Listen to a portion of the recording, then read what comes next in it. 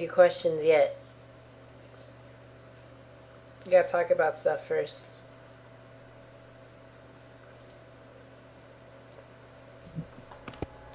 Alright, Clark. Whenever. Alright, cool.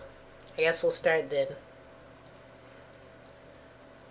Oh yeah, What was so our topic? Is it yo-yo? no, it's not yo-yo. It's character choice. It's like the main argument today will be playing one character versus playing multiple characters. And why the reason I have this topic today is, see, it would only be interesting if I could actually like bring out an argument and it would differentiate it between like straight up just someone who plays more and like most people's examples for this is like people I hear that like you learn more about specifics about a character, so like you can not only counterpick but also beat that character, that one specific character better, that is. But the same thing Mm-hmm. can just be said if you're like, oh, you just play for x number of hours anyway, like like like you're playing Street Fighter 4 or whatever. Like you only play Yeah, fighting games for like 3 hours a day or something like that. And to improve your game, like is it the question we're gonna have today for us is like, is it really better to spend 2 hours playing, let's just say like Ryu or whatever, and then 1 hour a day playing like Bison, as opposed to just playing 3 hours of Ryu? Like which would be better or something, like for like tournaments and stuff like that? Because obviously the more time, the more you play, the more you get better. But just want to see like the pros and cons between picking a main and only having a main versus having a main and having sub characters. That's basically what it is for today. I see. Damn, did you write that all out? No. Oh, wow. Good job. So how should we do it? Do we just start talking or are you getting questions? We're gonna talk first before questions. So Okay. wait, is Veteru here, by the way? Yeah, I'm here. Oh, you heard that, right? Yep. Well, I guess I'll just state my opinion first, and you guys can like give yours about it. I guess. Yeah? Like, I think, at least for me, I kind of like playing multiple characters. And the reason, well, there's like obvious pros and cons of it. I guess we could start with the cons, because it's harder to learn multiple characters at once, and it could be kind of bad for you. Same thing with people who have like the time thing. Like I have a lot of time to play fighting games, so it's all right for me. But for other people, it can get pretty hard because you just need more time. And you don't get to So play by too making often. the so by making the most out of the time you have? Yeah, definitely making the most out of the time you have. But it's good though, because I think that like the things you learn in some characters can apply to the other characters you play. But even if like the play style of your characters are completely different, like say who's a good rushdown character in like Street Fighter 4? Like say you're playing like Cammy or You, I guess. Yoon. Okay, say you're playing like Yoon or something, and then your other character is like Zim, so something like that. It'd be pretty hard to like say that you could apply so many Yoon things to like things you play with Dalzim, but I think that like when you play two different characters, you could kind of see like your play style as like a competitive player, and you could see like what you're actually better at, or like your strengths and weaknesses. I think it could help you like get good in that sense. But also just like if your characters are they're relatively similar characters in play style, like someone who just sticks to like playing charge characters or shotos or whatever it is, I think it's a pretty significant consideration you might want to apply to gain more knowledge. Mm-hmm. And it kind of applies to everyone, although I think it's better for like intermediate to advanced players, because like it's harder for like a straight up like beginner, like a minute one beginner, I think it's harder for them to play multiple characters rather than it is for like our 10,000 player or whatever to play. Yeah. Because I do think that you should wait until you reach that plateau or something or close to around there before you should start like subbing out characters. But it can help to mess around with multiple characters when you're starting, but you should eventually stick to one and then Mm-hmm. see how it goes and before you start subbing out and stuff like that. But yeah, I'm like pretty curious to what your guys' opinion is of it. So you're saying like learning other characters is good for purposes of learning? Does the topic like ask if this is a tournament environment or something? Yeah, it's a tournament environment for learning. So I see. So like when you say learning a character at, wait, or say you learn your main at an advanced level, quote advanced level, and then you learn another character, and you're going to learn this character with purposes of using him in tournament. Yeah, in case you needed like say you're really good at your main, but you also have a sub that you spend time on. But say like there's a really Mm-hmm. bad fucking matchup, and you just have a sub that you can fall back on, even though like Yeah. your sub may not be as strong as your main. It's still very useful to have a sub Mm-hmm. because you could Right. use it for your benefit, that Yeah. kind of thing. Yeah. For purposes of being, I don't know what's the word, practical. Yeah, I think depending on the game, there's a very big merit to playing multiple characters at a tournament level. Like there's a very classic example, as in Super Turbo. A lot of top level players actually play like more than one character in tournament. Like for that reason, like purposes of counter picking, because there are some pretty stacked matchups in that game. Yeah, So if your goal is to win, then yes, counter picking is like a very viable idea. As you're learning, um, I guess that's a little bit different, but I would say, yeah, you are correct in, you know, learning other characters as, you make your journey through in a video game. It'll give you like perspective on what that character can do and maybe like help you learn more about yourself in terms of like play styles or whatnot. But mm, I think the only thing that it doesn't account for is while like playing a character, like say you've never played against Blanca before and you're afraid you'll have to fight against a Blanca player. So you're like, I don't know what this character can do. So you start playing him and you start learning his tools. So when you start watching Blanca players like on YouTube or something, you know what you're looking at. So that's very useful. The only thing this doesn't account for is like how you play against this said character. Because just because you know how to play as this character doesn't mean that you know how to play against him. Because while you may have like good idea of what the character would not like like you may have an idea of what Blanca or what Blanca player would not want to like find himself in, like, in terms of situations. yeah, It I could kind of see. I think like if it were learning to play Blanca versus just playing your main and playing against a Blanca player, if your goal is to learn how to fight against Blanca, then I think just playing your main against Blanca would be more beneficial, provided you know what you're looking at when you're fighting against that character. Yeah, though it's still helpful, I think. Yeah, it depends on your resources, I think.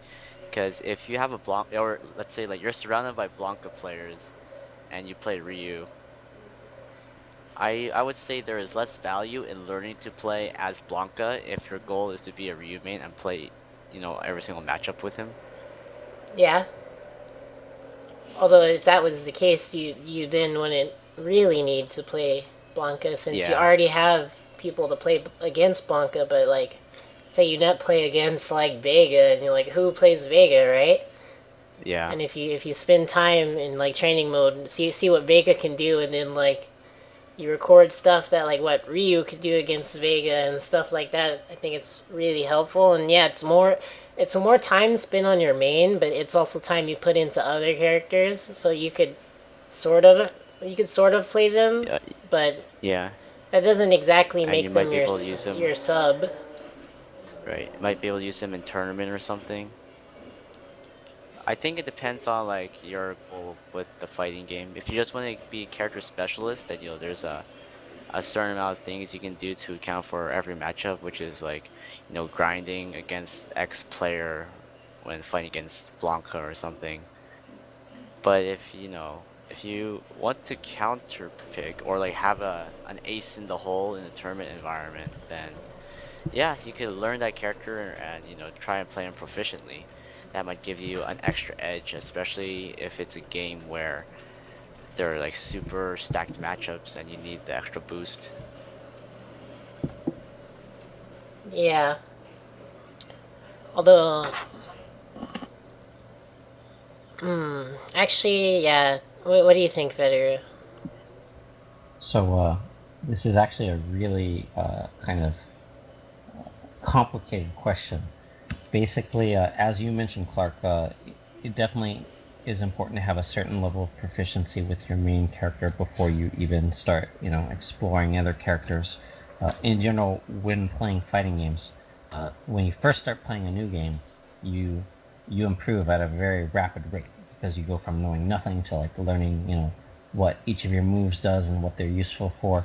So your rate of improvement is extremely fast at the time, and it's good to put it all into one character. But as you keep playing them, it slows down. Sometimes you hit plateaus and you like can't think of a way to improve. And fooling around with other characters is a good distraction in general. And when you come back, you might think of something you didn't before. And then similarly, um, if you have a particular matchup that is not good, or if you're not familiar with the matchup because you don't know anyone who plays that character, in America, our scenes are not large enough usually to be able to fight against every character in every game. It can be helpful to pick up that character yourself if you're really concerned about, like, maybe losing to them in a major event that you're planning to attend. But it definitely comes down to your personal situation, as well as, I guess, your confidence in the character and in the game. So, for example, if you really thought that, not just that your character is good, but that you're good with them, you're a good fit with your character, and that you can, overcome, like, whatever difficult matchup just by improving at the character and improving at the game, then it might be better just to stay with that character. But depending on the game, there are some games that have like really unfair matchups. I don't want to throw any out there, but Super like, Turbo is yeah, known to Super be one. Super Turbo is kind of classic for that. Like if you play Honda's kind of really weak against some of the Shotos. Just as an example, some people say it's Yeah. like 10-0, but Honda's beat Shotos all the time, so it's not quite that bad. But so kind of depending on those two factors, how much you would pick up a secondary, like for the purpose of actually playing them in tournaments, uh, will vary. But as far as like picking up a character and learning them just to kind of become more familiar with how they work in the game, I think that really depends on the type of player you are as well. Whether or not you had access to that type of character for competition, like with the Blanca example, whether or not you had like 10 other Blancas in your scene, some players are better at learning and figuring out gameplay both against and with a character if they actually sit down and play with them. Other types of players are better at, just figuring out how their opponent's character interacts with theirs just through their normal matches. Like, so just keep playing Ryu against all those Blankas, and eventually you figure it out on your own. So it kind of depends, like, which category of player you are. Some guys like to look at frame data and try to, figure it out that way without necessarily using the character. They'll just look it up, be like, hey, where's the gap in this block string? That kind of thing. So just depending on your personality and what you're good at, you should try to go with the option that works. Yeah, I think that's pretty good.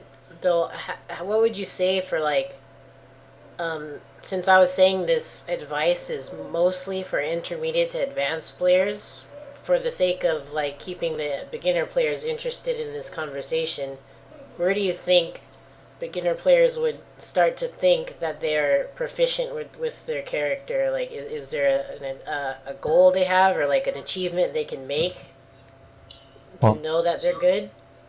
so it's always going to be different for different games, but I think the bigger thing is not so much like if they reach a certain level of proficiency, but rather if they reach a certain point where their rate of advancement has slowed down and they're not sure what they need to work on.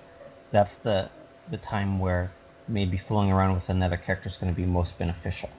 Because as long as you have like a lot of things you could think of, like, oh, if I incorporate this into my gameplay and if I incorporate that into my gameplay, I'm going to be so much better, then you should just be working on that.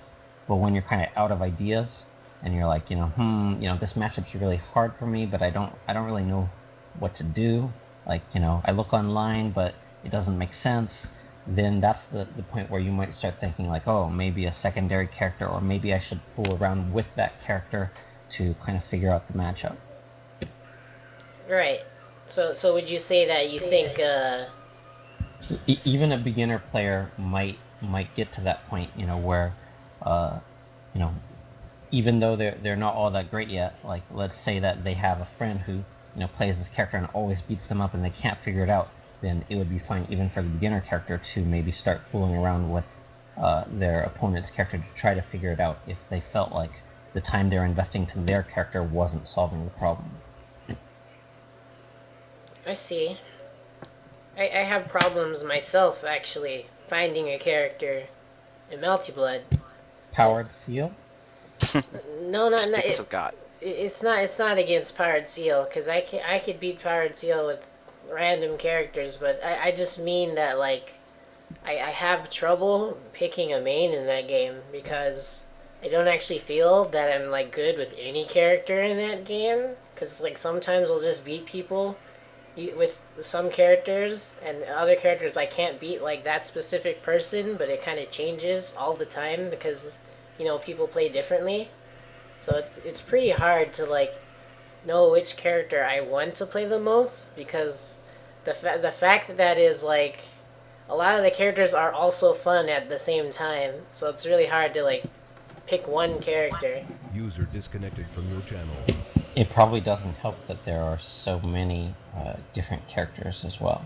As far as learning matchups goes, there's 3 versions of every character and a lot of characters in the game. Intense matchups, yes. And whenever I play like a really bad matchup for like I played a bad matchup for like 50 plus games, and like the 50th game it was just like, man, I'm wondering what I could actually do in this matchup to like not get raped in neutral game. But it could also just be that like I'm not good at neutral game with this character, but why do I win against other people? Am I better than those people that I win against? It's like hard to gauge your skill level. Could be. I If you're could talking be. about when you played against Yuji, then Yuji's pretty much better than everyone up here, so there's that. Oh, I haven't played against Yuji in a long time. Although that session I was playing against Yuji for like 6 hours because everyone else was asleep. Yeah. No, that was mostly that was pretty far. That was like when I was starting actually, because I was asking Yuji to like teach me stuff. Yeah. I usually just pick the character that, I think is, like the coolest or something like that when I play a game. But if you're trying to, pick someone based on like comfort, and you're like running between these different characters since you don't know like where your levels are with each character, so you don't know if you're comfortable with them yet. And I guess the easiest advice would be like just pick one person, probably someone like quite competent, and try playing like a bunch of different characters against them and see how you feel playing against not just the opponent's character, but like his play style. Yeah, like I've been doing that recently, and the results I get are pretty random. It's like I don't know, I would play against a guy like a week ago, and I was playing with Ryogi, and like I can't win with Ryogi, and then I like picked FMech, and I don't even like play FMech, and then he was losing to my FMech, and I'm like, I don't understand. I'm just hitting jump A because it's 4 frames. I don't know why I'm Like, winning. well, it could also be he has like no experience in the matchup or that kind of thing. Yeah, so it's like super hard to tell like how good you actually are with the character. So Yeah. I would say maybe someone like that might be still in the beginning stages of like Melty Blood. So if you wanted to, test the waters against somebody, maybe pick someone even stronger, like Yuji, for example. I see that's good advice. Hopefully people Yeah, on the stream are listening. That's good. yeah. You always have to consider that they might just not know the matchup, so you're having an easier time because of that. Yeah, there's actually a surprising amount of stuff you have to like know against in fighting games. It's pretty crazy. There's so much stuff to Yeah, memorize. yeah, But how about you personally? You say you just pick the characters you think are cool. yeah. Like I think almost all the time, if I play a fighting game like seriously, like I know I'm going to spend time like learning the game, and I pick the character that I feel like most corresponds with me in terms of like flavor and whatnot. It usually isn't like play style that I pick based on, but it's like character design and like maybe lore sometimes. But I know Veteru is the king of picking based on lore. Yep. But like, I picked Johnny because I like the whole like the whole Bato Jutsu style. Like I think it's really cool. And when I started playing him, it just pushed the fact even further when I learned about like how he's so like neutral oriented and has all these like cool looking moves and stuff. Yeah, So that helps. But even if he wasn't like that, I would probably still pick him. I mean, it'd be a little less comfortable maybe if he played more like Rushdown or something, because I think I'm probably a more neutral oriented player. But if Johnny was like super get in your face Rushdown kind of player, I'd probably still pick him, and I'd just get used to it because I like the character itself. yeah. That's my problem with Melty Blood. Like, it's not that I don't like other characters. It's just like I like the designs of these characters, and I'm like, man, these characters are fun to play. Mm. Kind of like in Guilty Gear, how like Guilty Gear, I like characters, but then like, so like I like Baiken's design, but after like a year, I'm like, damn, I don't want to play Baiken anymore because it's just not fun. Yeah, there's always that. I think I'm probably fortunate that all of my character choices so far have made so I don't actually hit a wall like that where I'm just like this character is like zero fun to play. So it might be that, and that might be like influencing my answer, so it might not apply to you. Wait, didn't you have used to play another character other than Johnny though? Yeah, I used to play Amelia. I thought she was cute, so I picked Amelia. And then later on, I was like, yo, Johnny is like super hype, so I picked him. Oh, so just more interest. I see. Yeah, I think my taste in characters changed like over the years, and I became someone that likes characters like Johnny and stuff. I see. Yo, Veteru, I'm pretty interested in your lore stories. I'm not familiar with this. So, just in general, for a lot of games, I kind of pick characters that like seem cool. If I like am checking out the game and find out. I mean, this only applies to like more modern fighting games like Blaze Blue.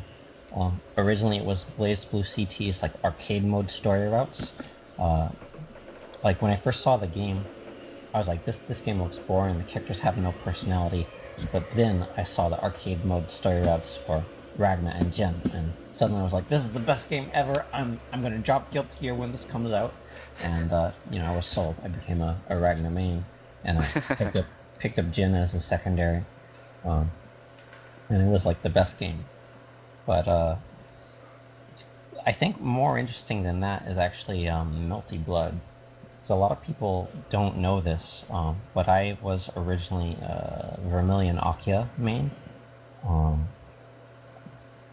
and I only ever picked up Nania because this one guy in the original Melty Blood channel named Magikarp9 had logged in one day, and he was like, hey, my friend Kilvir always beats me up, and I suck, and help, and no one was really helping him, so I, loaded up training mode. I was like, let me see if I can find some stuff. And while I was fooling around with the character, I was like, hey, wow, Nanya's kind of fun. And so I got hooked that way, and I'd always be talking with Magikarp9 about Nanya stuff. So the more I did that, the more he transitioned over to being my main character. Yeah, the more you felt like he resonated with you. Well, I mean, like, I played Melty Blood against like actual people pretty rarely back then, so it was more of a like, I think I'll enjoy this more than Vermilion Akia. The few times when I did get to play, he was just like kind of more active, I guess. So. I see.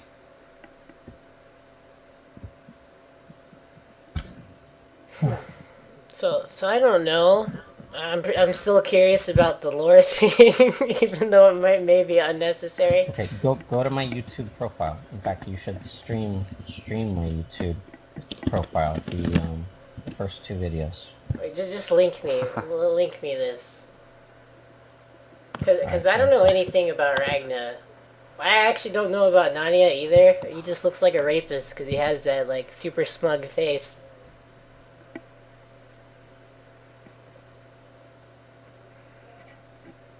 Alright, I posted the link. Can you set it up on the stream?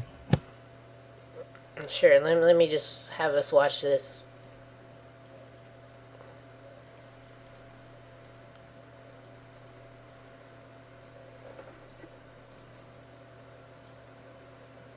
Alright, let's see what this is.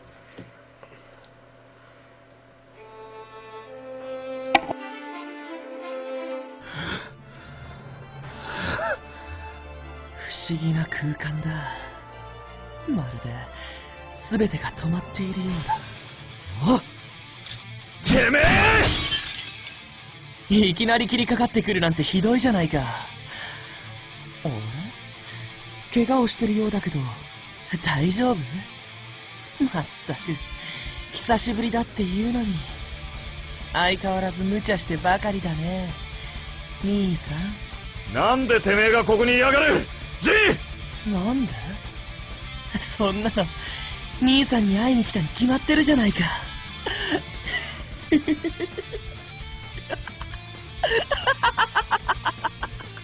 何がおかしい？嬉しいんだ。兄さんが生きてるなんて。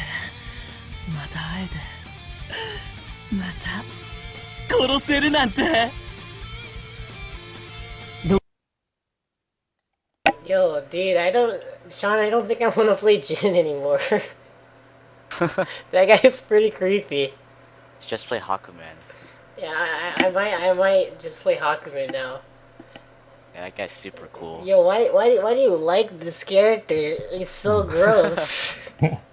So it seems like that, but doesn't it make the transition from Jin to Hawkman kind of interesting? What had to happen for that to occur?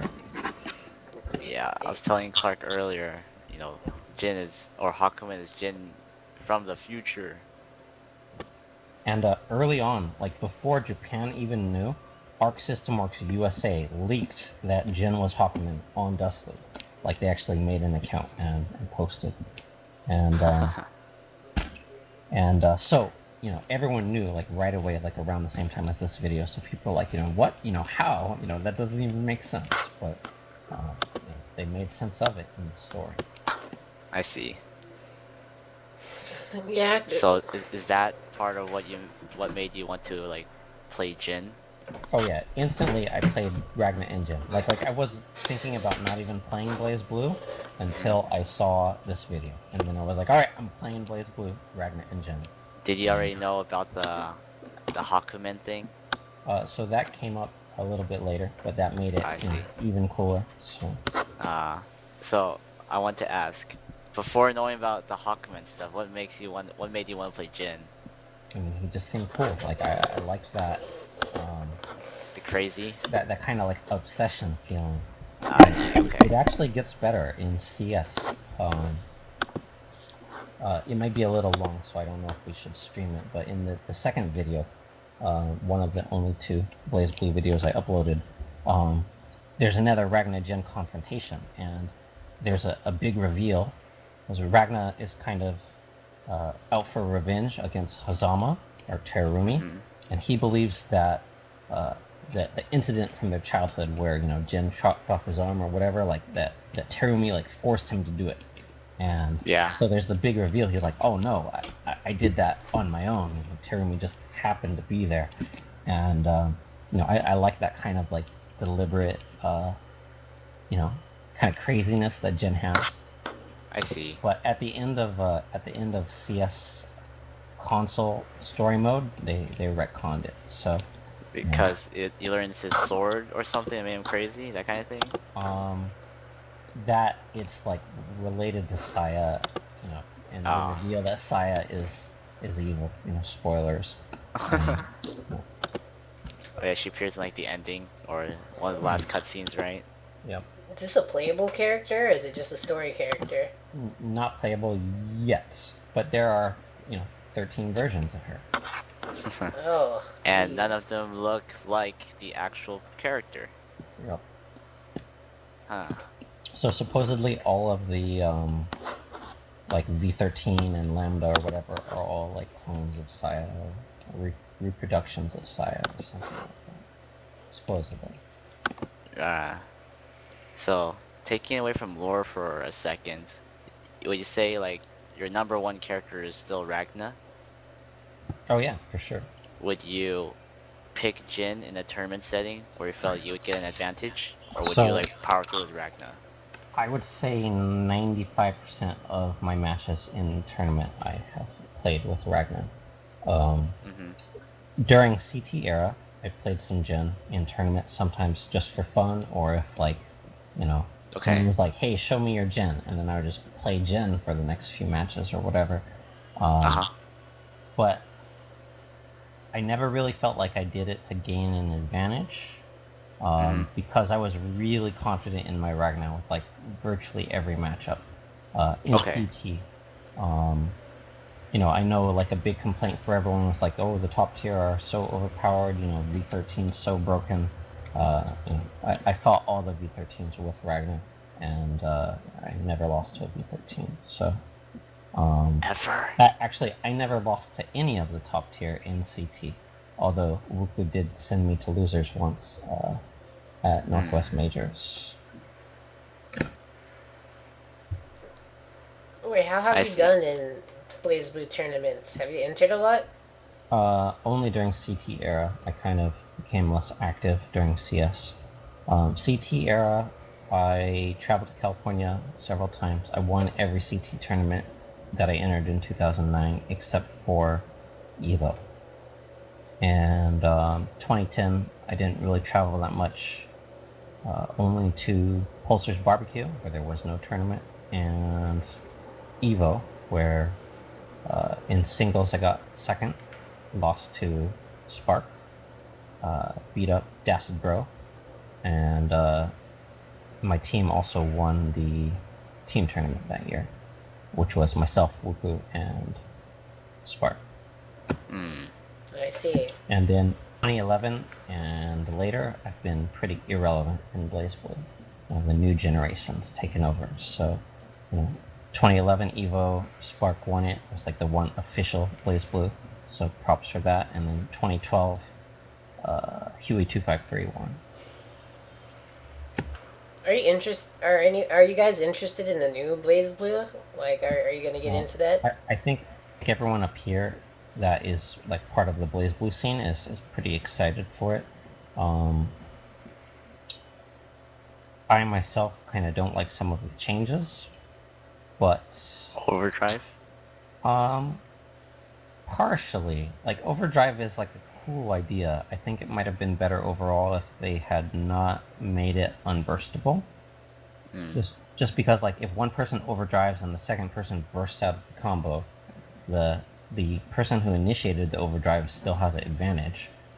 They have overdrive, whereas the person who burst now has nothing. I mean, they got out, but there's still an advantage to the person who was on the offensive. And, Right. Having them be unburstable leads to those 100% combos that happen to exist in the game. So Hawkman air throw. yeah, things like that. This shit's fucking stupid, dude. So the things that I kind of don't like, and this is kind of like an aesthetic, but the sound effect when you hit. People get hit. Yeah. It to me it sounds like someone like whacking something with a paper fan, that kind of thing. Like it reminds me of actually the paper fan item in Smash Brothers. It reminds me of the Taki combo. Whatever that shit is, Sean. I already forgot the name. What is it? Shiri Tataki? Oh yeah, Shiri Tataki. Hella good. But yeah, overall, I think it's cool. That they're adding new characters. I'm quite interested in those. And I have also really been looking forward to the continuation of the BlazBlue story for a long time. CS2 and Extend were kind of actually disappointing to me, not because of any of the gameplay, but because they, didn't give us like the third arc of the story. They were like, nope, please keep waiting. Well, I'm guessing we came to the conclusion that it's like, if you're really confident in your abilities with one character, then most of the time you're going to stick with one character, but if you're unsure, then subbing out can be helpful. Yeah. Yeah, it could be helpful. I think it depends on your personal views as a player. Like whether you want to be a complete character specialist who doesn't change mains ever, no matter what situation in tournament. Yeah. Or whether you don't care about that. I kind of have a big ego too, so I don't think I could really be the type of person to like counterpick, because I'll feel like oh, my main is inadequate, that kind of thing. Yeah, Yeah. I agree. Like, I agree with that, like completely. Yeah. Thinking about it, that the only time where I deliberately picked a different character other than Ragnar was actually at Fanime when I fought Goryus.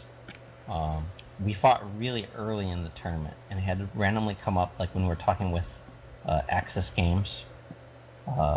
They asked, if we wanted any kind of seeding for the tournament, and we're all like, nah, we'll fight each other eventually, one way or another, so it doesn't really matter. And then I ended up fighting Goryu's like first round or second round or something, crazy like that. So I was like, all right, I need to just hit him really hard, something he's never seen. He fought my Ragnar a bunch, whereas, he didn't even really know I played Jin. So it was just like, surprise! So that was kind of, I guess, if you will, kind of counter-picking. Did it work? Yes. I mean, you were there, right? Yeah, I was there. I just don't remember the outcome. Yeah. That tactical pocket character. Yeah. Yeah. So like, I agree that I want to say I think if anybody wanted to, counter pick then they should feel completely free to. It's just, me as a player, I feel like I also have that kind of ego and that kind of view where I'm like, I just want to power through everything with my one true main because I feel that would give me the most satisfaction even if I lose. At least I did it with my main. Plus, there's a definite kind of remorse that can come if you play a character that you are not as good with because you thought like the matchup will give you, the advantage, and then if you lose, I'm sure there's definitely thoughts of like, well, what if I had just played my main? And in a tournament setting, you don't get to go back. So Yeah, Right. it'd feel very bad. I actually do agree with you guys as well. Although it's just the situation I'm in for Melty Blood is I don't have a main yet. So it's a different story. But if I did have a main that I just wanted to play, I wouldn't pick other characters. Just, Yeah. just because it's a personal thing. Yeah. And Not because it's more practical, but because it's just like how we feel. It's kind of arbitrary. Yeah. But yeah, I guess we answered the question. This is pretty good. I think it'll be a good time to move on to like the stream questions now. Let's see if people asked any. Let me just do the command again. I have to go through. Oh, there's a. Okay, this one's from. I remember I have to pre-read the questions so you don't get bad questions.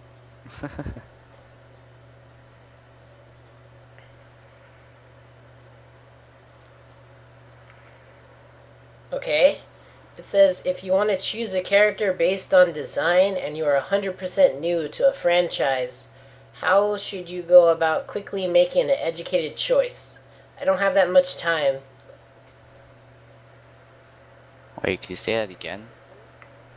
Oh, If you want to pick a new character yeah, if you wanted or a to new game, what? if you wanted to choose a character based on design and you're 100% new to the franchise, how would you go about making an educated choice? Well, for everybody, it's different. Like, some people pick based on looks, other people pick based on like how comfortable they feel after like 5 minutes in training mode. Other people are like, let's read the lore and then pick. I have an easy solution. You look around and you go down your checklist. Do they have a sword? If so, you're on the right track. Second question, do they have a dragon punch, invincible reversal, preferably using the sword? If yes, go to the third one. Do they have a dive kick? If they've got all three, you're sold. Oh, I see. So The you, Veteru flowchart. it's like you're looking some shit on Gelbro or something, right? You just gotta get all the Sure. tags. Okay, hella good. That Yeah, is. it just depends on what you like as a player. And you have to realize that even if you make, I guess, a mistake at the beginning with your character choice, you find out someone else is more fun. There's nothing stopping you from just like changing characters. Or if you're worried about like, well, I spent like months on this one character, but I like this other character more, but I don't want to switch to this new character because of all the time I invested. Just change characters because you'll have more fun since you like that character more. Yep. Plus, in general, any time you invested into a fighting game, even if it's with a different character, some things will transition over and help you as far as your overall experience playing the game. So it's never really a waste, even if you do end up switching to a new main. Oh yeah, like you have more experience like playing with the system of the game and stuff. Hoke says the question was, how do you figure out what kind of character it is design-wise? I don't know. I don't spend too much time looking up the characters. I kind of just go like, okay, open character, select screen. You. Let's click on you, and it's like, oh, you look cool. Okay. Let's just play you then. Or, you know, oh, these characters are cool. Let's pick one. It's like, oh. That's about it. I usually don't spend that much time picking characters.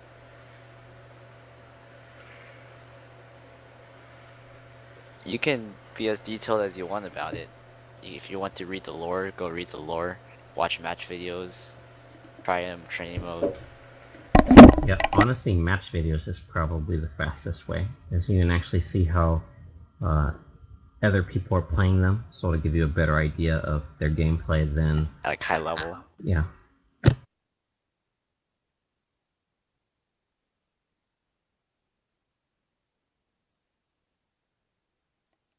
Yeah, I Okay. think that answer is sufficient. Yeah, it's good.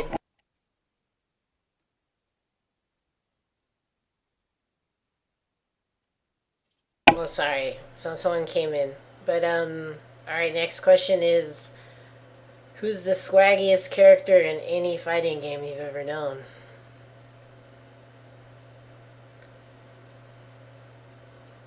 I don't know. Uh, Question sucks. it is pretty bad, but Johnny? it's better than the others. I like Johnny. Johnny Swag. Yeah, I'm probably not a good judge on that one. Alright, next question. I actually think there's like no questions today. So it's mostly topic. What? And no one wants to ask I see. questions, I see. They're like bad questions. Like, I'll read it to you. Why you always got anime girls as your picks? That is a good question, I think. Why do you always have anime girls as your picks, Clark? Me? No, I thought you were a girl. I thought you were a blonde loli. No. That name Manabe is just Kaori a joke. is the name of a girl. Oh, yeah, he's right. Maybe I just like girls or something. I don't know. Is that too weird? Is quite common, especially in our community, but that doesn't explain why it happens. It doesn't. Maybe I just don't know. It's some underlying feeling that I have. And it's like, man, I need girls or it doesn't feel right. That's the answer. That's fair. Also, why does my picture have like a reflection? Yo, man, that's the sick Photoshop filters and shit. Okay.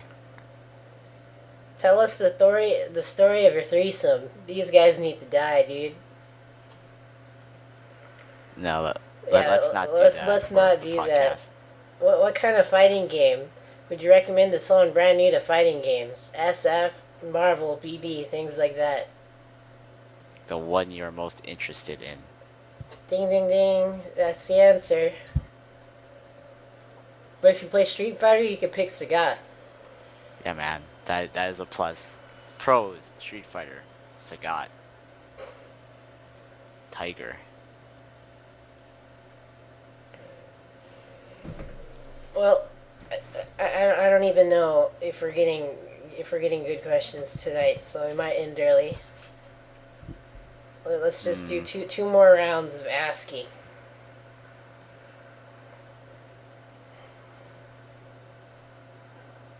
Like this question, 2D fighting games or 3D fighting games, it's kind of the same as the other one. Whatever's more interesting to you, but I guess they're asking us. I like both 2D and 3D fighting games, so I don't really have preference. I don't play 3D fighting games, so I can't have a good answer. My brain can only comprehend 2 dimensions at a time, so I am terrible at 3D fighters and don't play any of them. I very briefly thought about getting into Tekken Tag 2, only because Markman is such a cool guy. But then, I looked at the screen and someone stepped to the side and I was finished. It's okay. You could just See, someone play. punched you in the face. You I could just think- play dive kick because it has Markman. I think it's very difficult to incorporate a lot of gameplay elements that are in 2D fighters into 3D fighters. Basically, the way projectiles work, if you add the third dimension, people just step to the side and your fireball has a lot less meaning. That kind of thing. Right. In general, like poking and all of that kind of gameplay that we're familiar with becomes very different. Frame advantage isn't as meaningful if people have that extra option. So because of that, it kind of makes the gameplay significantly different. That's the real reason why I don't like 3D fighters. I see. Should your main and sub characters be the same archetype, like Rushdown, or opposite, or an opposite for matchups, or is it just preference? I think we talked. Well, I did mention some stuff about it earlier, but it helps if they're similar, but it also helps in a different way if they're not. Yeah, I guess it depends on the reason you're picking up the secondary character.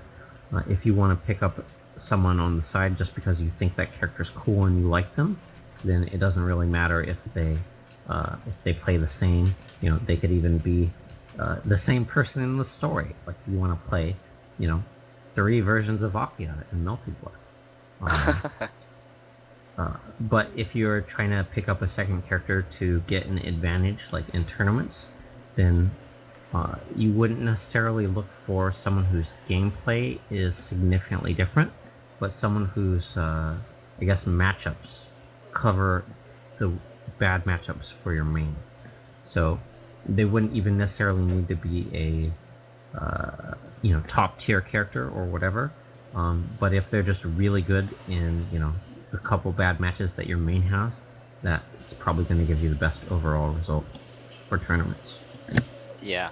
I think it's not usually an issue of like archetype rock paper scissors, because one rushdown character may have slightly different tools than another one, which gives him an edge in the certain matchups you're having problems with your original character.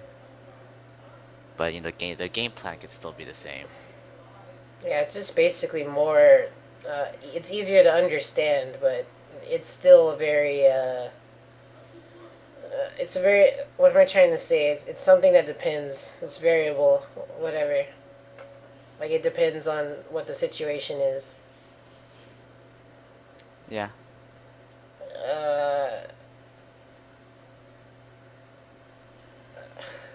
I guess we'll say this question. I don't know if it's that great.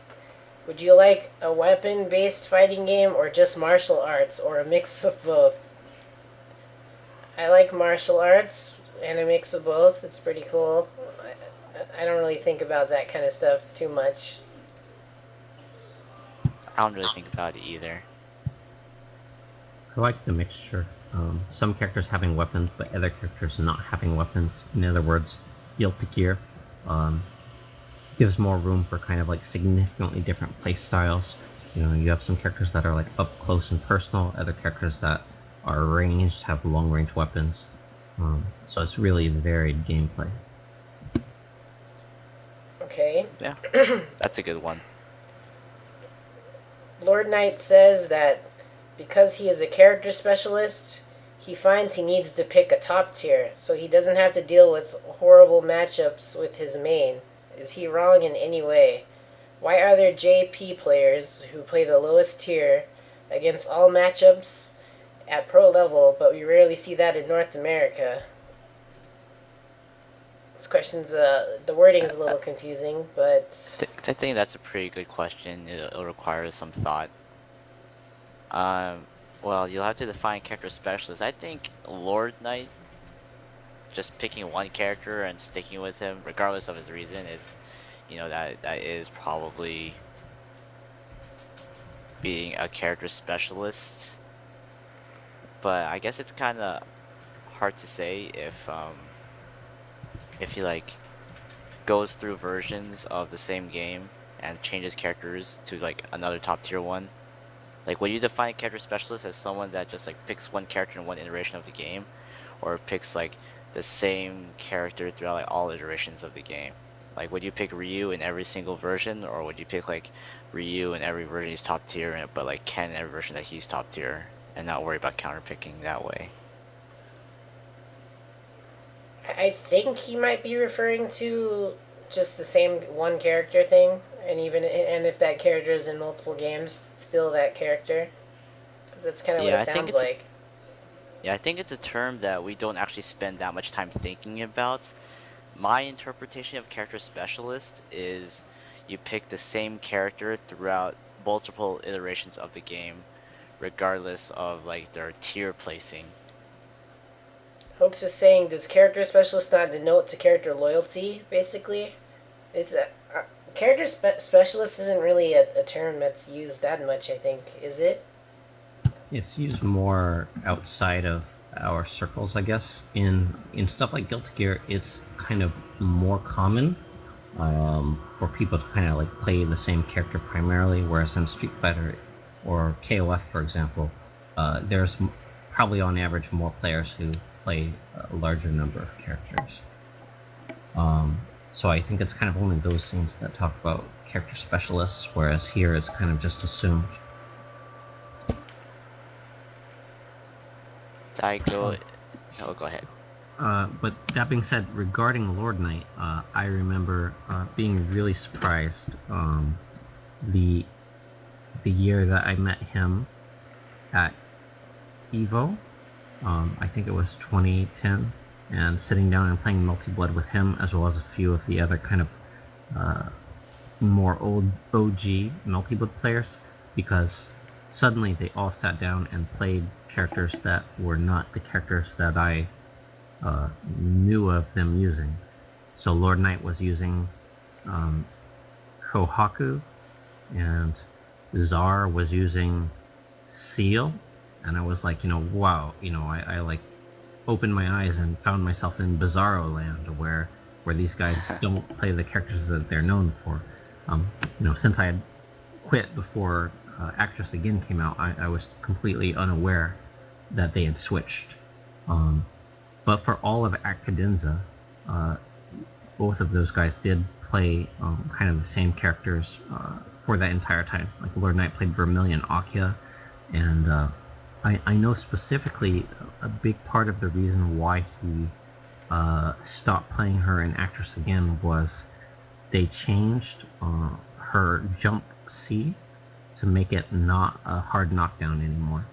And while that might seem like just like, well, that's just one small change, it was kind of the core of her gameplay was air combo into her really good knockdown and then do mix-ups. So it's kind of like if you took Milia and Guilty Gear and said like, okay, now you can't get knockdown off of your combos anymore, it'd only be a small change, but you'd have to play the character a completely different way. And so I guess I kind of empathize with that. I think if it had not been for that, he might have stayed with the character even if they were, still not as strong as some of the newer Actress Again characters. Yeah, you're just saying like if the damage was lower or something, but the play style is exactly the same, he'd probably still play it. Yeah, the playstyle actually got changed significantly to the point where he decided to look elsewhere, look to a higher tier, I guess. And yeah, that makes sense. Though there's a second part of this question, and it talks about Japanese players who I guess more often play lower tier characters and we don't see that too often in North America.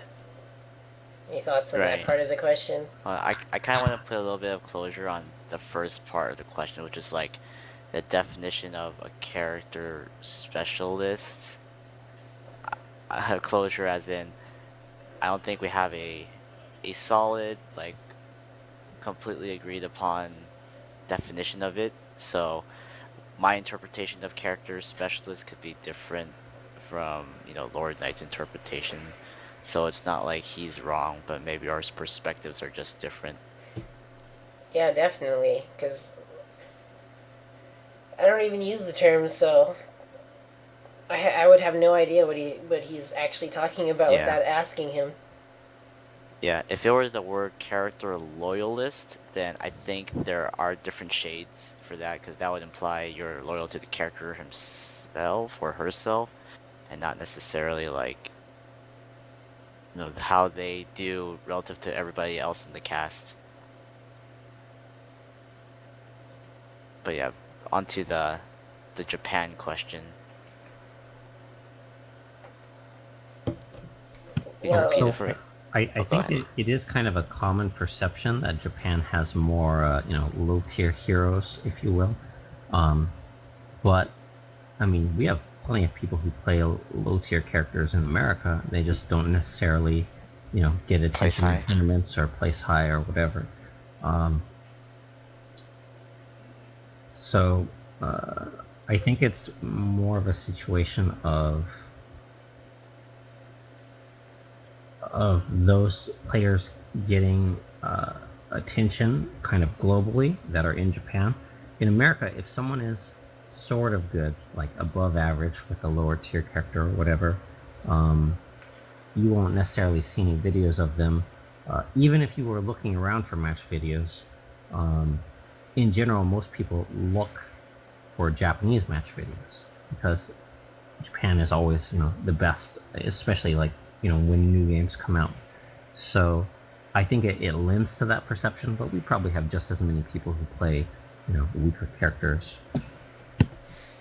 and it's Yeah. also harder because playing lower tier here, they don't most often it's not true always, but there's situations where people who play low tier characters, it's harder for them to get placed as high as people who play high tier characters, mainly because maybe there's not as many people who play in their area, and there's always like a lot of people who generally play, and a lot often in Japan and stuff like that.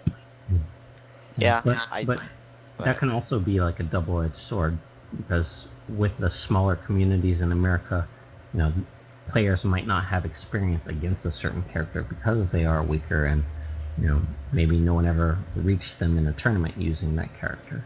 So it can work to your advantage as well, I think, if you really put in the time and effort.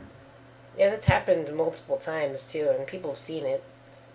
People playing lower tier characters, and it also kind of like changed people's perspectives on the tier list as well. It's happened so many times. Like Smash Brothers is a good example of shit like that happening. Like where everyone thought Jigglypuff was like a super trash character, and then some dude like randomly starts playing him, and he just bodies everyone. Mm. Yeah. Actually, I think like part of the reason why the lower tier characters or the lower tier heroes in Japan get more attention, or rather like they're more visible in terms of like tournament placings, is just because of the environment where you go to the arcade and you probably have like the you're able to play against pretty much every matchup that you can with that character, because one of the more difficult things to get used to if you're playing a low tier character is the reason your character is low tier is because your character probably has like some bad matchups or something.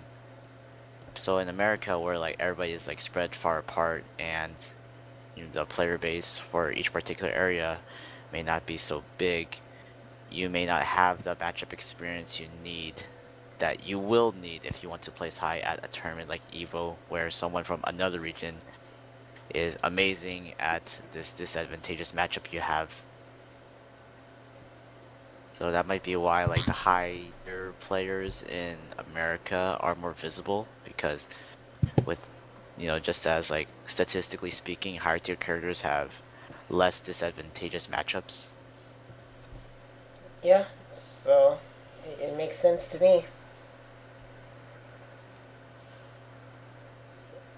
You guys have anything else to add to this question? I really kind of don't.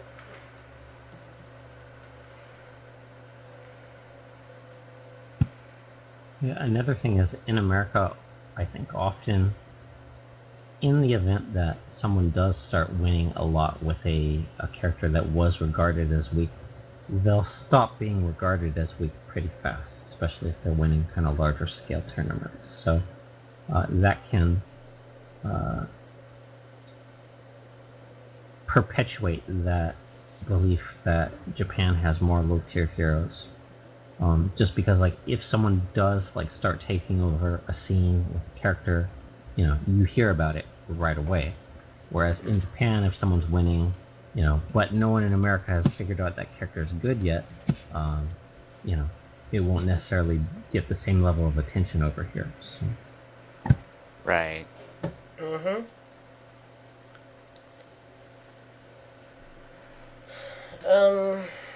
I guess this next question is sort of related. It says if you're looking to win a tournament, why bother learning multiple characters when you could just pick the best character, especially if the best character has no bad matchups? Oh yeah, you go first. The character that is regarded as the best overall won't necessarily be the best character for you, the player. Different people have different playstyles and different strengths, and so having a character that fits how you want to play the game is probably just as important as having a character who is, top tier, if you will. Yeah, and in addition to that, like, fighting games, in my opinion, are more than just about winning tournaments. So if your goal is to win a tournament, and let's just say the top tier character in this game, like, you'll be able to play that character very proficiently, very quickly, and win tournaments, but maybe you're not going to have fun playing that character, because fighting games are about having fun, in my opinion, like enjoying your character choice and enjoying playing your character, and not just about getting that #1 spot in tournaments. Because, yeah, if you're not enjoying your character winning and losing, you don't really have a feeling to it. You're just sort of like whatever about it, And Yeah, it's the same kind of logic that I apply when I play Dark Souls, which isn't a fighting game, obviously, but like, why would I like go for the boxer run or the Iaito run, Battle Jutsu moves only run, if I could just get the Drake sword and get a shield and clear through my first playthrough like quite easily? It's because it feels like when I do these specialized runs, it's it's more immersive or like relatable, because if I'm just going through the the standard sword and shield thing, I'm not having that much fun, even if I might have an easier time. But like, it feels like it's more me if I play the R2 only Iaito run or something. It's a matter of enjoyment.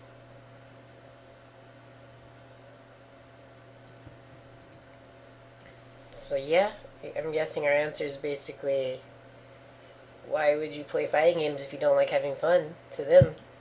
No, that's a good point. There's definitely a lot more profitable things to do if you were just concerned about winning the tournament. Yeah.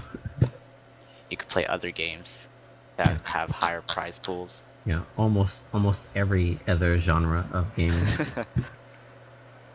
You should just get into League where you could get like millions of dollars or something like that, right? Well, it's not quite at millions yet. Oh, really? I thought it was more. There was an event where $1 million, I think, was given away, to a team, so that's split. So definitely not millions. Oh, I guess Dota is like the highest thing because they did a $2 million thing. That's retarded. So much money. Alright, I don't like this question. Is Marvel 3 a good or bad game? Please elaborate. Depends on who's asking and who's answering. Yep. I personally don't like Marvel 3 because I don't enjoy the neutral game in that game, or maybe some would say lack thereof, and that's the primary reason why I don't play it. So, I think this question is actually really similar to something we talked about in the past, which is kind of that thing that always happens when a new version of a game comes out and people are like, oh yeah, the old version was trash, this one's way better or whatever. But, they didn't feel that way when they were playing the old version. It's really fun for people to, for whatever reason, put down games, games that they're not playing, or sometimes even games that they are playing. But really, if Marvel 3 was a bad game, those people wouldn't be playing it. So I really can't say it's a bad game. Objectively, for a game to be bad, you would see no one playing it, and that's really not the case. It's true. It makes sense too. Why would people play Marvel if it's so bad? Yeah, we just don't like it, but that doesn't mean that other people shouldn't like it if they do like it. I actually used to like Marvel as well. I really liked the first version of Marvel 3, but I didn't like the Ultimate version of Marvel 3. Yeah, some of the changes in Ultimate I didn't like either. They changed how... There used to be this magic barrier that would appear when you knocked the opponent down in the corner, and it would push you slightly away. And I actually liked that because it was useful for certain combos. If you just waited a second, it would back your character up to the right distance for certain things like Akuma dive kick relaunch. But they took that out in Ultimate, and it messed up some combos. They also removed the assists untechable time being immune to hit stun scaling, which made it so, like in vanilla Marvel, pretty much any assist you could use as like a combo extender, but in Ultimate, suddenly only a handful of the kind of top tier assists, like Jam Session, Virgil Rapid Slashes, and things like that. Suddenly only a few assists were actually good for extending combos. Yeah, it kind of limited who you could play in Marvel 3. Although there is more characters, it still feels like I had more fun in vanilla playing more characters than the characters you would play in Ultimate, who are really good. I also didn't like the change where they got rid of blocking after dashing in that game, like air dashes. Although I think it might have been better as not as a universal change, but more on a case by case basis. Some of the faster air dashes I could totally understand, but there are some really slow air dashes as well where maybe didn't make as much sense. Yeah, so it really hurt a lot of characters, and it's pretty weird like overall change they did. There were actually some characters in vanilla Marvel that had that kind of property. Zero had it, but only on his air backdash. After air backdashing, you couldn't block. But why would you do that anyways, right? Yeah. Okay. So yeah, there were a few cases. This question: would you like a 2D fighter without zoning? How would it make you feel? How can that really exist though? It just sounds like a bad game. There's really not a way for that to exist outside of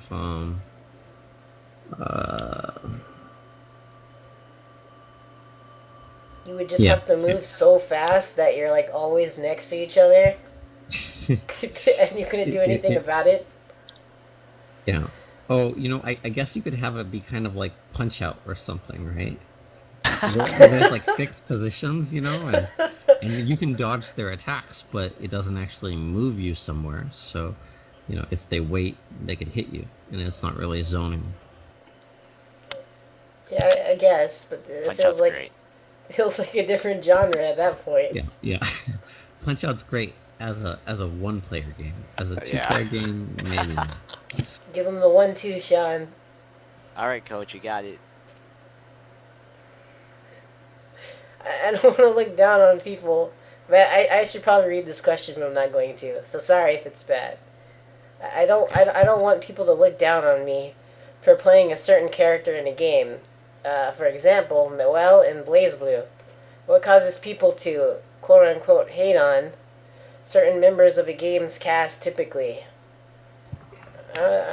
People like to hate on things, but I don't think you Pretty should feel bad or feel like you don't want to play your character because other people think that the character is lame. It shouldn't matter. Yeah. So it's pretty similar to the previous question about Marvel 3, where people just kind of like to be elitist about, nothing. But there's another aspect too, which is like specifically in the case of Noelle, people commonly hate on her not because she's top tier or something like that, but I guess some people consider her scrubby or whatever. The reason being, at lower levels of play in Blaze Blue, if you pick Noelle and you mash on drive, you can get some pretty good results. She's got a lot of beneficial properties on her drives, in different kinds of invincibilities. High-low mix-up is all built into it. So even without knowing a lot about the game, you can have like a pretty get effective results. mix-up. Yeah.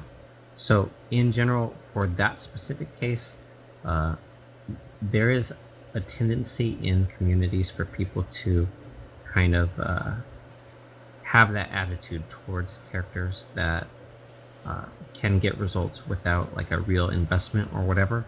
But I personally always felt that it's something that eventually disappears when you get to a high enough level. The reason why that resentment exists is people don't want to face their own reality of someone's doing this thing, someone who's newer than me and is probably not as good as me, but is still beating me, and I'm not good enough to stop it. As soon as you reach the point where you are good enough to stop it consistently, you wouldn't have any issue with it. Yep. So it's really a situation where, as the Noelle player, there's really nothing you can do to take that opinion away from people, but you should just keep playing Noelle and trying to improve in any way you can, and eventually you'll get to the point where people will treat you with respect. They'll have seen your improvement as well. And actually, this is a really good question because secretly, the person who is now kind of known as a top player, Dacid Bro, was once looked at with that kind of attitude. When CS1 first came out, he went from being literally a nobody. He was at Triple Threat. He made his debut doing some commentary. I don't know if anyone is familiar with it, but I think someone was referencing it earlier today when they called me Veteran, since that was Dacid Bro's like famous butchering of my name. But in any case, he received a lot of kind of negative response from some of the SoCal guys, I think, because he was playing Bang, and when CS came out, suddenly he started winning a lot, and maybe at the time, like, he wasn't that good yet and was getting results because of his character, but he just kind of ignored the haters, kept playing, and eventually Dacid Bro, became a top player both in results and in reality. So pretty much you just have to kind of ignore people who will put you down for playing a character you like. Just keep at it, and eventually that resentment will hopefully go away. Yeah, I agree. And you also have to realize that there are, for how many haters there are still a lot of people who respect you based on, or regardless of which character you pick. It's just that the haters are usually the more visible ones because they're the more vocal ones. Yeah, but even then, most of the top tiers, there's really no room for just whining about shit being too easy for characters and stuff like that, because, like Veteru said, they're already good and they can, like, deal with it. I've actually heard, like, people say stuff about Dacid Bro. Dacid Bro's, like, Bang. People would always say, like, on Wake Up, he'd, like, mash 5A or something like that, and people would get hit by it, but it's kind of their fault, right? Yeah, it is their fault.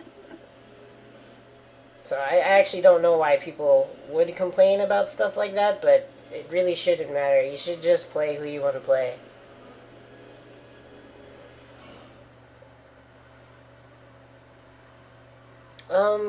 Yeah. And it's probably important to distinguish that some people just complain. Like, I'm also guilty of this because you just lost a match and you felt like you should have won, but people get frustrated, and it's a normal human response to unfavorable situations. But even if they're like the hate on you when you beat them, they're probably not like that bad of a person. They might just like be flustered or frustrated. Yeah, So it happens. I actually have a match video where I fight Dasabro, and he does the patented quick get up 5A. If you want to put it up. Sure, I'm interested in seeing this. Do you get hit by it? Nope, I hit him. And I say it out loud. I'm like, quick get up 5A, because I knew it was coming. It's the Dasabro. Can we hear it in the video? Yes. Hella good. You have to turn the volume up though. Where's the timestamp? Or where should we be I'm looking? not sure, but it's only like 50 Oh, it's only a minute long. Oh, I remember this video. Yeah, it's at 17 seconds. Alright, I'm gonna play it on the stream.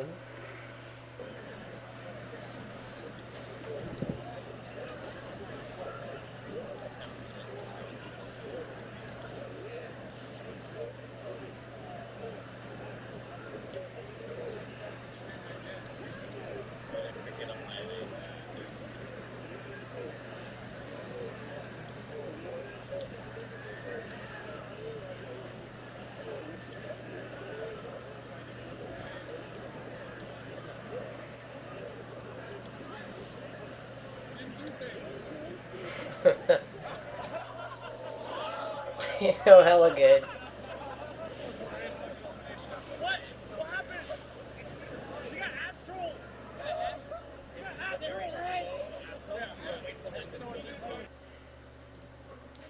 So yeah, I really heard a lot of complaints about this before, and you can deal with it. So I mean, honestly, it can be pretty hard to deal with.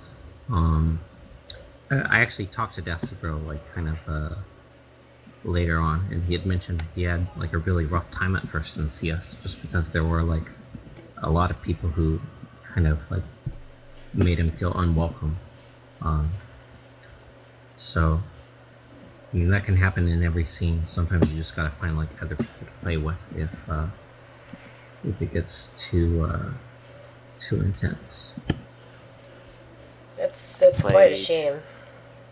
I played AE, and I played Yoon, and I went to Southtown one day and I didn't know anybody except for like a couple of people, and I lost my winners match pretty early to someone I knew from Game Center in the second round, and then I actually ended up beating almost everybody from the arcade because after losing early you have to like go through the gauntlet, and there are videos of it, but I'll spare you the videos.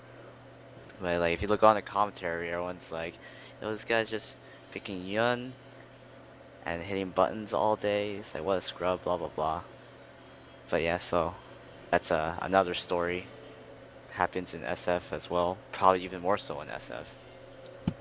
Is this the same story as the F Champ thing as well, or is that something else? Oh, it's a different one. F Champ wasn't at that event. Oh, I see. Like I got second at that tournament out of like maybe 20 or so.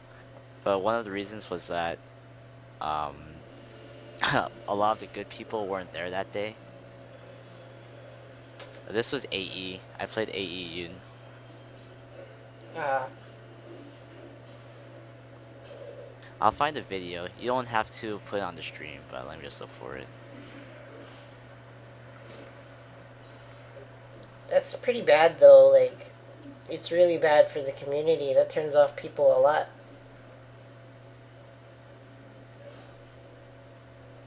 I laughed.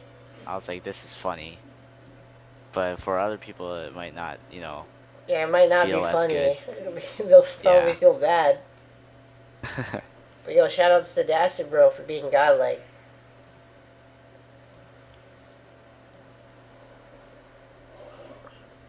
And yeah, I can see it happening in all the communities. It's just sad that it does happen at all. Yeah. But you know, people just like to complain about shit, I guess.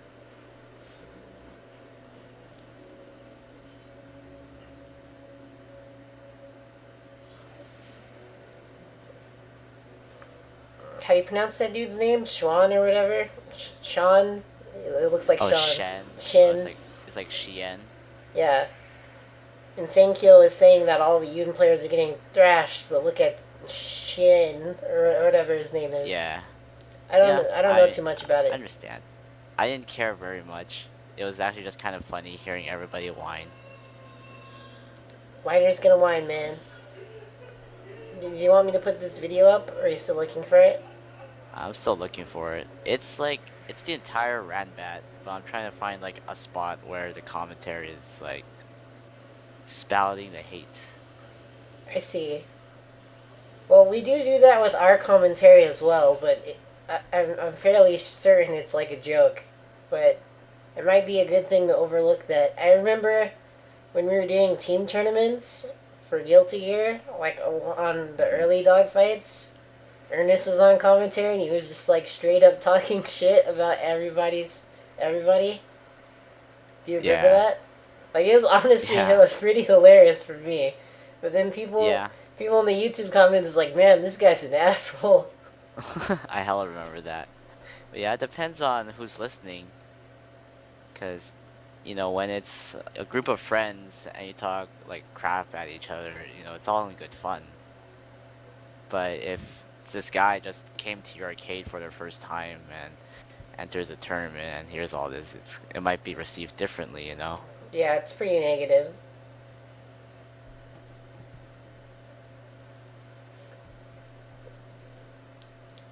I guess we'll look at some of the lesser questions while you're looking for your video. Let's find a joke question. Who's your favorite female fighter and why? In any game. Favorite female. Do you have anything, Veteru? That's kind of a difficult question. In any fighting game? Yeah, like on the spot, that's pretty hard. Yeah, I guess I don't really compare them across fighting games. I could tell you probably for any given fighting game, like in Melty Blood, Vermilion Akia, she was my first character. And,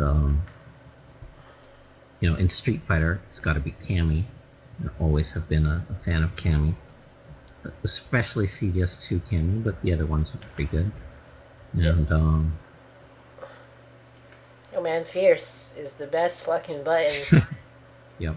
Yo, her throw range is so stupid in that game, man. Can't get over it. What a fun character. A lot of people say she's boring though. And it's pretty related to this topic, people who play CBS 2, and you pick Cammy and you're like, man, Cammy's a gay ass character. She is very strong.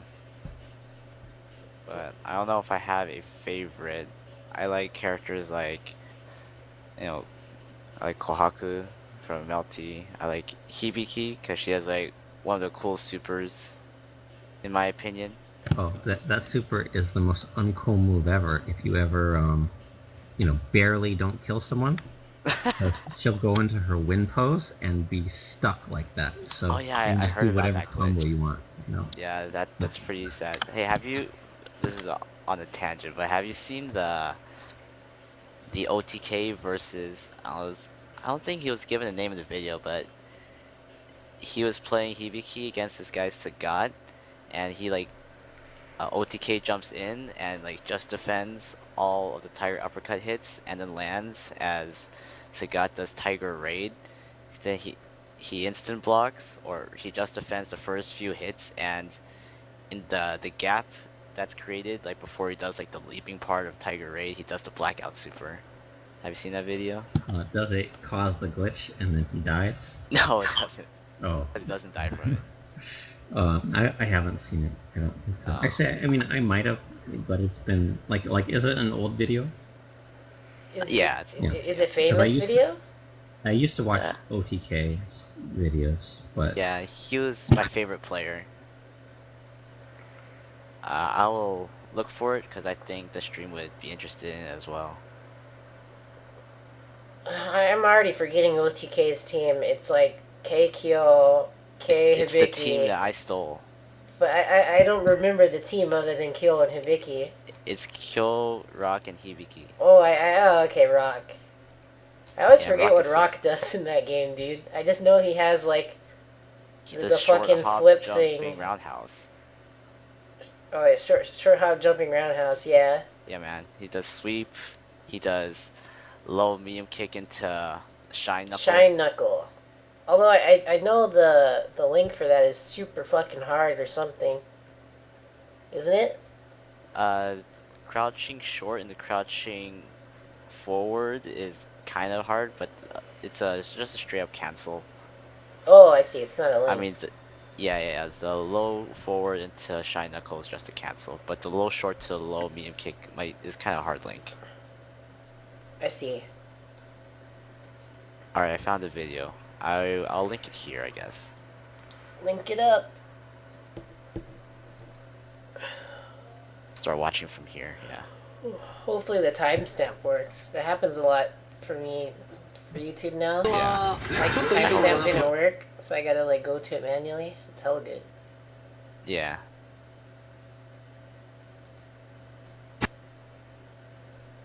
Alright, let me get this on the stream. This video's hella fucking loud, by the way. Shoutouts to Japan.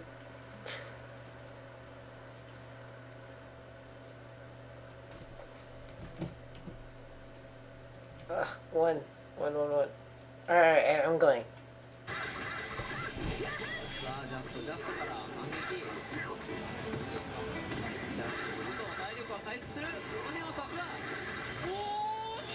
User in your channel timed out. Yo, hella cool. Yo, the very last Just Defend before he did the super was the one that put him into rage. It's hella good.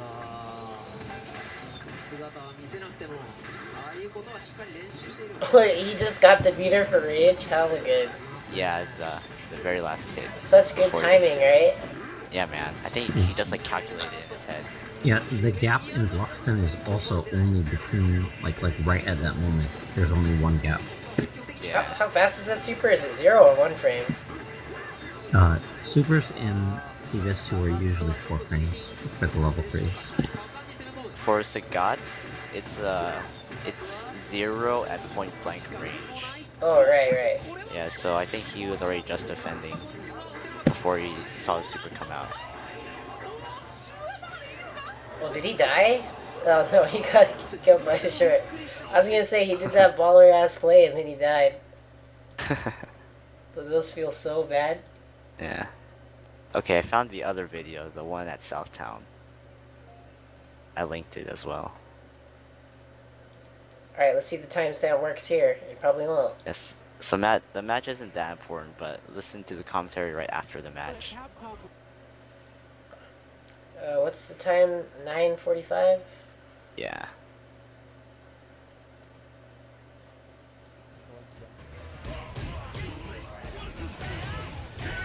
Yep. Caught him hitting buttons. So it's Yeah, unfortunate man. that Esper I mean, was he's so definitely- terrible in that game because there's some characters like Hibiki that could like have an extra usage from it. Specifically, Hibiki's super forces the opponent to do delayed get up even if they don't have it, and because she recovers pretty quickly from it, you can almost charge up another level 3 after hitting with it. But Oh, that's cool. S Groove sucks though, so it never mattered. S for sucks. K is for cool. Yep. Wait. Veteru, listen to the video. Hold on, let me do it again. You know, the first thing you hear is like, yep, caught him mashing. Fuck that guy. Caught him hitting buttons. Yun, Oh, man. it was caught him hitting buttons. I mean, he's definitely beatable, though. Because that Well, guy's I'm gonna call it out. This guy's terrible. This guy? Yeah, the Yun the player other is one, bad. though. But He's- it's Yun. He's new to Street Fighter 4. I hope that someone slaps him in the face. Really? Seriously, yeah. I hope that he has a horrible Halloween. We've actually been, I met him at Game Center, Uh-huh. and he actually showed up to play Guilty Gear and some other games. I saw him playing Fist of the North Star yesterday. That game was is so much so fun. sick, dude. Yeah, he The was guy doing like on some the crazy left is the infinites one and that showing was, them off, and we were giving having hella fun with that. hate. And the guy But, on the right is Pablo. He Yeah, goes to just Game every once in a Center. while he'll He's someone buy the that machine and we'll play some I games. knew before and, the like, give him, fact, like, so he was like ideas trying to of what he defend could me, do. kinda.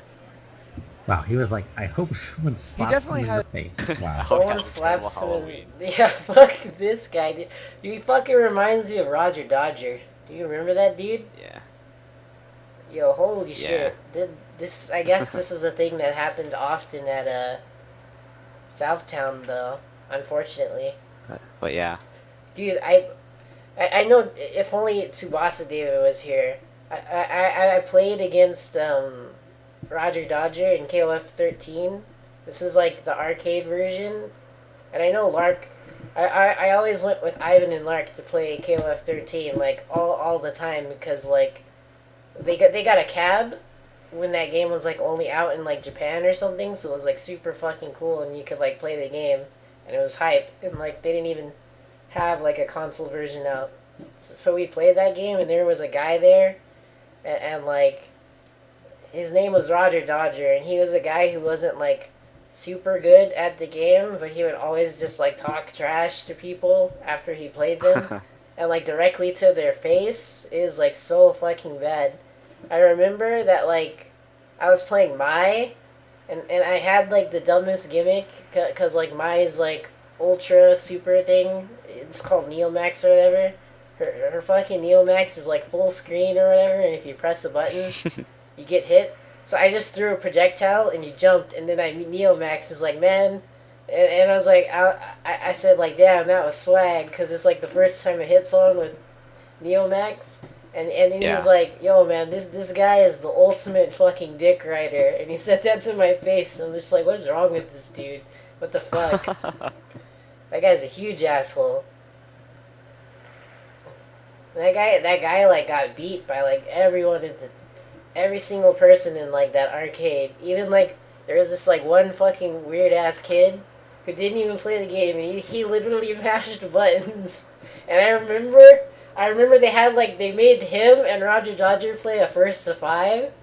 And it was, like, commentated by, like, the guy, the like, one Mexican guy who's just always drunk. And it was the most hilarious thing when he fucking lost that 1st to 5. I'm like, man, why do people exist like this in the community, man? They're so fucking bad. It was hell fucking funny. And that guy did, like, money matches all the fucking time, dude. Like, I remember, I think it was, like, Hell Pockets or something, if you know that guy. Do you know him, Sean? Yeah, I know him. I think it was Hell Pockets. They did, like, a 1st to 50. And like, Roger Dodger was just, like, getting fucking bodied the entire time. But he was kind of like... about that. He kind of, like, changed the rules. He's like, alright, you gotta switch teams now. And Hell Pocket is like, wait, what? I have to switch teams even though I'm winning? It's hell bad. And then, He like... wins anyway. Yeah, he wins. Then, like, no one heard of that guy, like, ever again. Speaking of Roger Dodger, I didn't know what he looked like. I had only heard of him, but when I went to the Southtown, like, tournament, he was the first person I played. I was like, oh, it's just some random guy playing, like, Ken and Sagat, I think. It might have been Rufus. And then I beat him, and then Danny's like, yo, you just beat Roger Dodger. I'm like, really? Okay. Fucking Danny. Danny's just trolling. Yeah.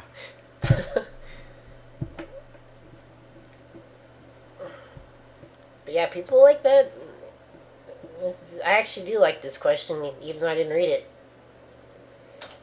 people like that, they don't seem to like matter too much. The people who complain all the time, so you don't really have to feel bad Yeah. about it. Yeah, you shouldn't feel any shame in your character choice as long as you want to play that character. Uh, let's finish up the few last questions we hear, so this doesn't go on for like forever. Mm-hmm. For a newer player, would playing against someone who is high level be more beneficial than playing against someone who's the same level? Yes, I would say so. It'll feel harder and you may feel more helpless because, the skill gap will definitely be there. It also depends on how much higher level he is, but generally speaking, if you're differentiating him from a high level player, it's probably a pretty big gap. I would say it helps once you get through that initial wall, start figuring out things like why you're getting hit and how you can start hitting him. But it's gonna feel harder.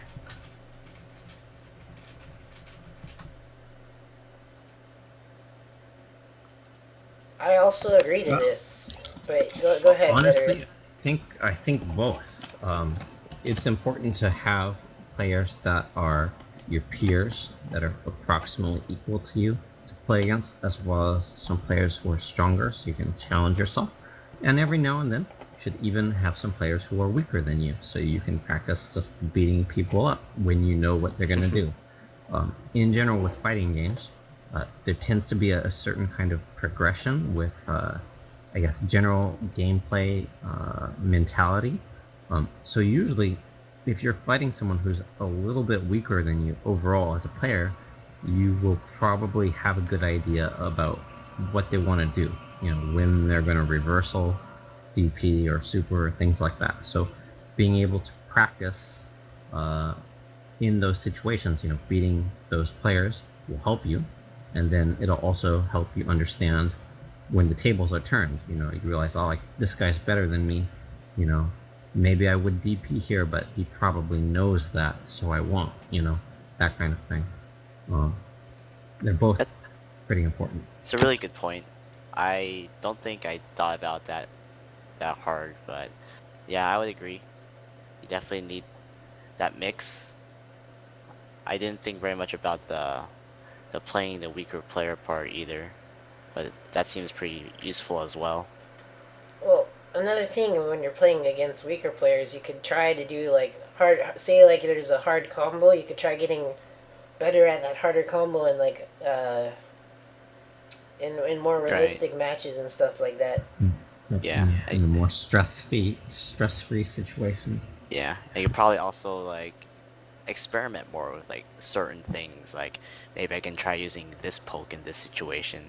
Since you might have a read on what they want to do, like Veteru said, you might be like, oh, I think he's going to like jump here, so let's try like creating this gap in this block string and calling out the jump with this poke or something.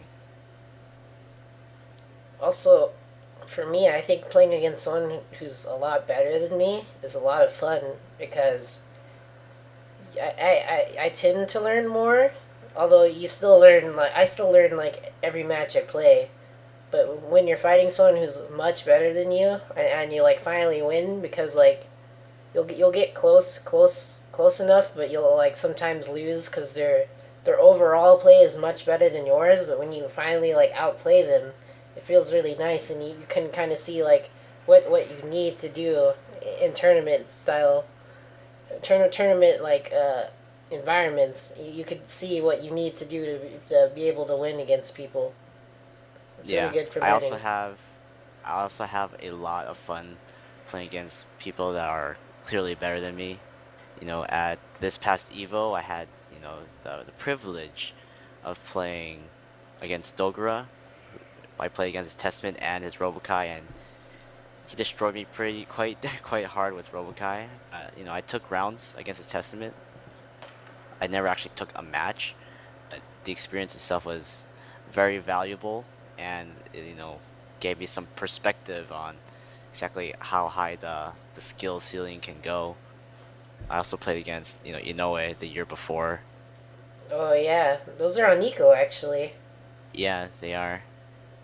I got bodied, but it was very enjoyable, despite not taking a game. 'Cause, yeah, it's Or, not well, even a it's round. not all about just winning. Just like Yeah. the things you learn is so amazing. Yeah, definitely.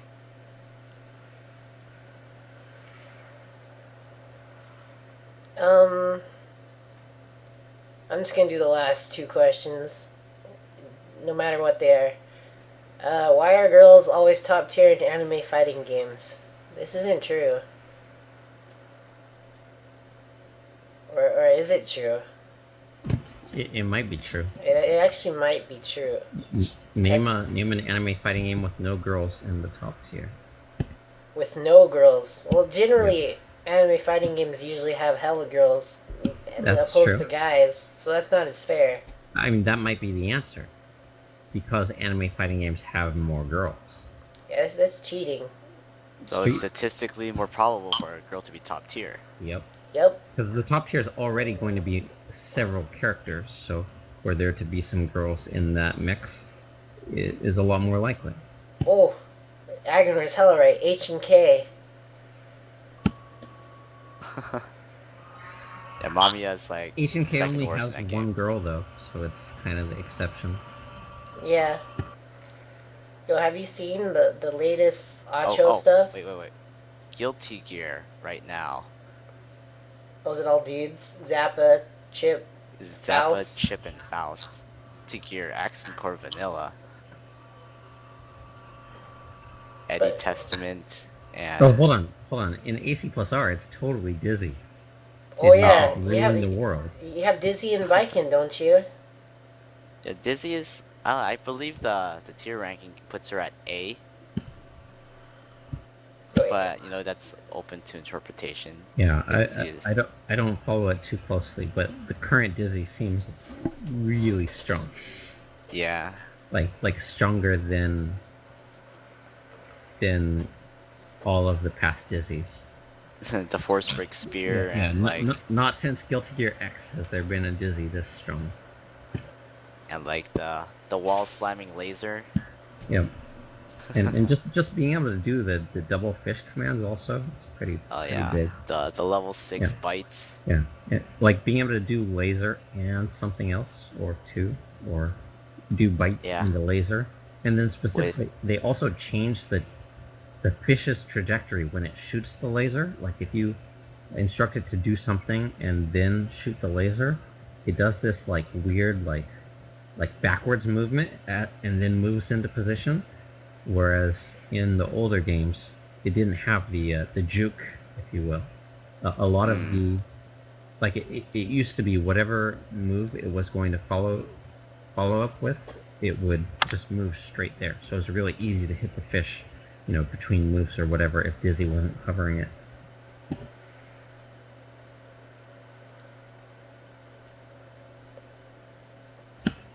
Okay. But yeah, I guess Guilty Gear might be an exception. Or some versions of Guilty Gear don't necessarily have top tier girls. Alright, last last two questions. What are existing game franchises that need a fighting game? I don't know. They're making that one game with all the anime girls. Fighting Climax. Whatever it's called. Yeah, the Dengeki Bunko game. So, back in the day when XX first came out, and I was like a Guilty Gear player, and I played CVS 2, I always wished that there were two games that became fighting games. One of them was Valkyrie Profile, and sure enough, there was a Dojin fighting game made based on that called Valkyrie Fight. It's pretty fun, I but hella not played that balanced. game. Not balanced. And in fact, I think the original Valkyrie Fight was better than the sequel, Valkyrie Fight Tag, just because when they changed the engine, or the tag system or whatever, the engine became a little more unstable. Like the hit effects aren't as smooth. But yeah, the other one was Persona. But when I say, I mean Persona 1. So, sure enough, when the actual Persona fighting game was announced, a lot of people were really excited, but I was sad because it meant that there will never be a Persona 1 fighting game. as small as the odds were before the Persona 4 Arena fighting game came out, now there is 0.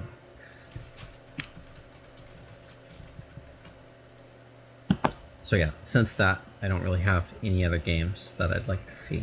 What about you guys? I need to summon Lark so you could just talk about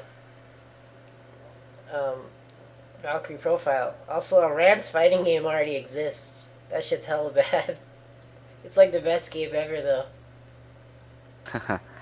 I haven't really thought about any franchise that I think needs a fighting game. Oh, well, no, that exists, but I think one that needs another fighting game, a 2D fighting game, is Rurouni Kenshin. I think that would be really sick. Oh man, they got the PS1 game, don't they? Yeah, that's the 3D one. It's hella good. Yo, it's better than that Inuyasha game. There's a lot of stuff you can only do with 2D.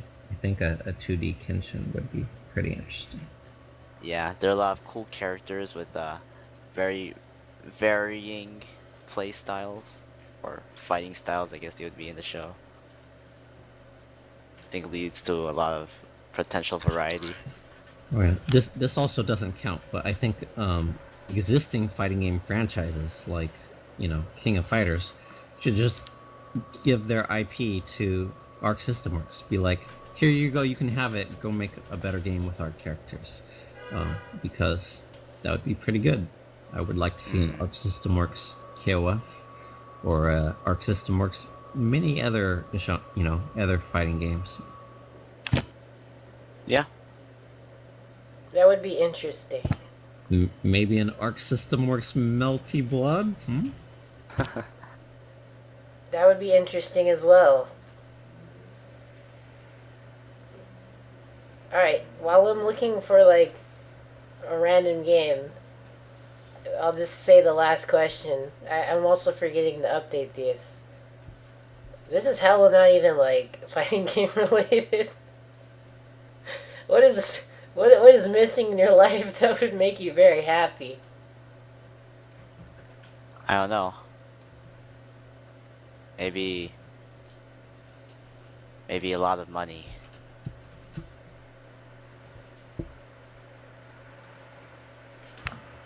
How about an endless supply of competition?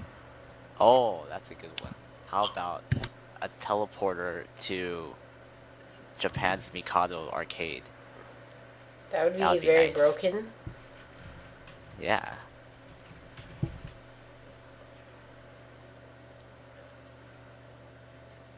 I don't know how to Google my Ustream account. It's too hard. Shiradaku says infinite wishes.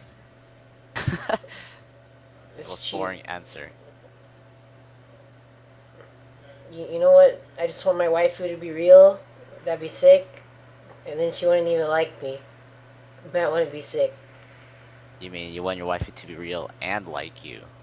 No, that's too hard. It wouldn't Hey, man, be good it's a that way. wish. It wouldn't be good that way. You don't deserve it that way, Sean.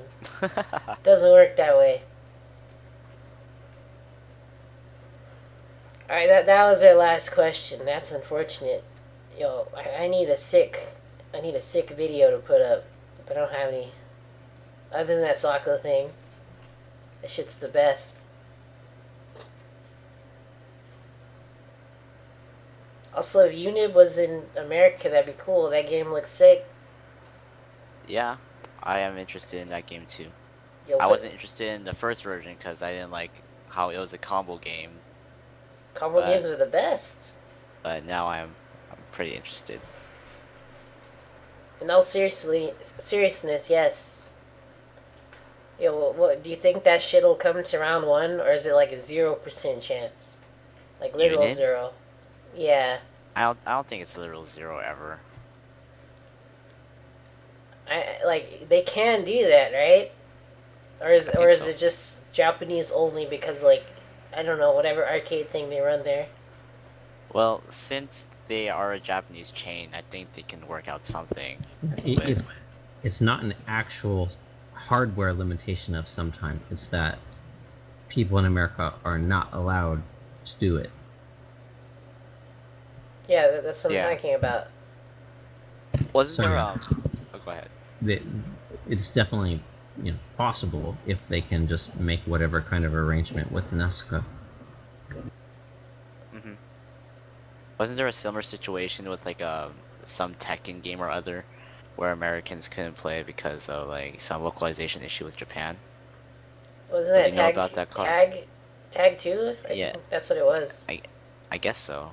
I'm not exactly sure what it is, but you would probably know more than I do. I don't That remember. existed, right? That Yeah, kind of issue. it existed, but then I forgot what happened. I think they resolved it. They're basically like,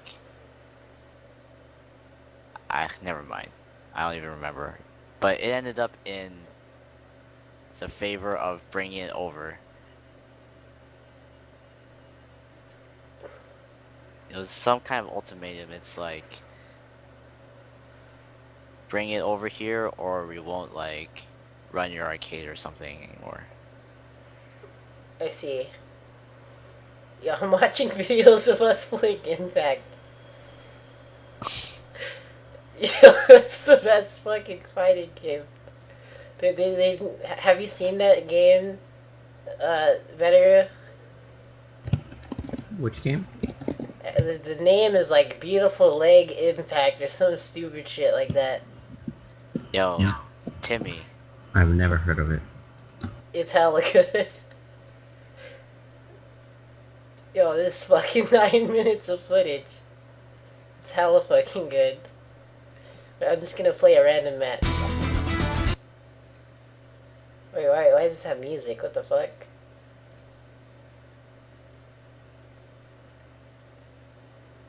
Yo, it has just guards and shit?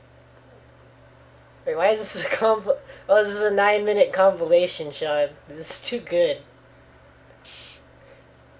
Alright, I'm just gonna, like, play that as this thing ends. But yeah, we're done, basically. You have any last things to say on the stream or whatever? No, I think this was a good podcast. Like, this was particularly good. We had good topics. Yeah. Someone did say we should have, more topics, but I think it's good to, like, focus on one thing. But what do you guys think? There's no rush. We have 52 weeks a year, so Yeah, this one is per a weekly. yeah. Alright, well, thanks for being on the show, guys. You could... By the way, Veteru, do you have, like, any sort of, like, thing you want to advertise? Like a Twitter or something? Yes, everyone should come to twitch.tv/thebrett. Oh, hella What's good. that? Never heard of it. Oh, you never heard of that, Sean? Let me show No, you. man. It's this thing where this guy, he like, cooks. It's hella weird. It cooks. That sounds stupid. No, it's sick. It's hella sick. Alright, I will give it a try. Wait, is that Alex? See you next week. Yeah, later, guys, later. Wait. Go to sleep.